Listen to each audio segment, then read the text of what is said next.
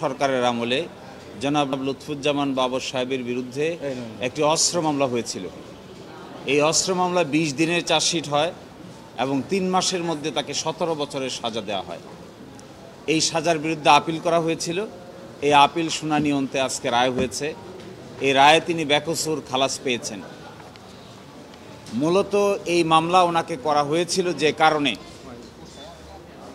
যে তৎকালীন ইমিডিয়েট মাননীয় প্রধানমন্ত্রী যিনি ছিলেন জনাব বেগম খালেদা জিয়ার বিরুদ্ধে সাক্ষ্য দেওয়ার জন্য ওনাকে বাধ্য করা হয়েছিল। তখন তিনি কোনোভাবেই এই সাক্ষ্য দিতে রাজি হননি।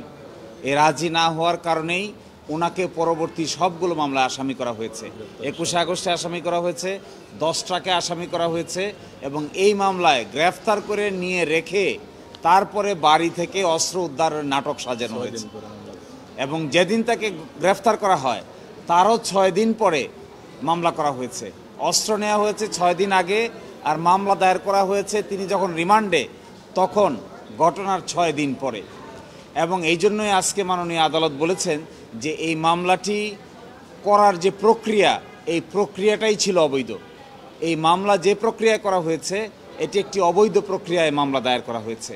এই জন্য এই মামলার প্রক্রিয়াটাই অবৈধ ঘোষণা করেছেন। একই সাথে যাদেরকে সাক্ষী রাখা হয়েছে, যাদের সাক্ষ্য প্রমাণের ভিত্তিতে সাজা দেওয়া হয়েছে, তিনি তা অ্যানালাইসিস করে বলেছেন যে এগুলো একটার সঙ্গে আরেকটার কোনো মিল নাই।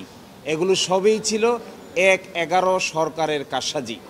এবং এই রায়ের মধ্য দিয়ে 1-11 সরকারের মাধ্যমে যারা ভিকটিম হয়েছেন তার মধ্যে জনাব লুৎফুজ্জামান বাবর ছিলেন প্রধানতম ভিকটিম।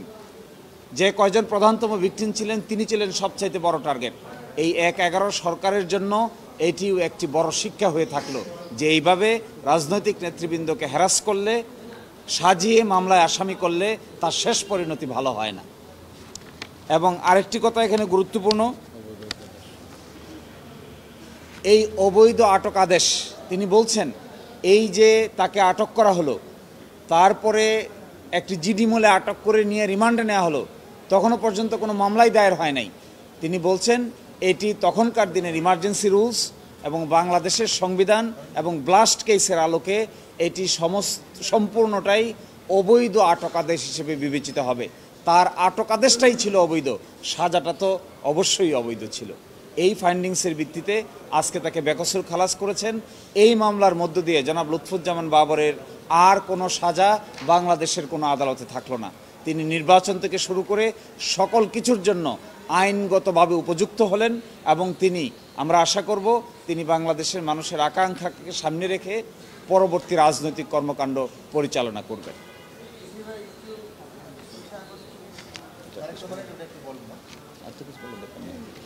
আর 21 আগস্টে জনাব লুৎফুজ্জামান বাবর সহ জনাব তারেক রহমান সকলকেই আমাদের হাইকোর্ট বিভাগ খালাস দিয়েছিল। এই মামলার পূর্ণাঙ্গ রায় বের হয়েছে। পূর্ণাঙ্গ রায় বের হওয়ার পরে রাষ্ট্রপক্ষ থেকে একটি লিভ টু আপিল দায়ের করা হয়েছে। এটি আজকে সুপ্রিম কোর্টের ফুল বেঞ্চে 24 নম্বর আইটেম আকারে শুনানির জন্য কার্যতালিকায় আছে। এখনও শুনানি অনুষ্ঠিত হয়নি। যখন শুনানি অনুষ্ঠিত হবে আমরা সেই শুনানিতে অংশগ্রহণ করব। আমরা আশা করি হাইকোর্ট বিভাগ যে রায় দিয়েছে 21 আগস্টের মামলায়, সুপ্রিম কোর্টও সেই রায়কে যথাযথভাবে আপহেল করবেন এবং বহাল রাখবেন। আমি দেখছি এই যে হাইকোর্টের রায়ের বিরুদ্ধে রাষ্ট্রপক্ষ আপিল করেছে, এটাই আইনগতভাবে তাদের করা উচিত।